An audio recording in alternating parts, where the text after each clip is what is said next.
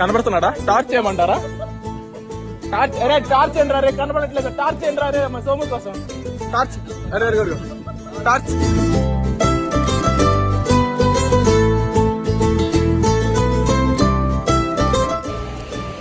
Start చేసింది 11కి, complete చేసింది 3కి. సో 4 అవర్స్లో 14 కిలోమీటర్స్ కవర్ చేస్తాం. రూమ్కి వచ్చాం, ఫ్రెష్ అయ్యి ఇంకా దర్శనానికి వెళ్దాం. 5:30 గేట్ ఓపెన్.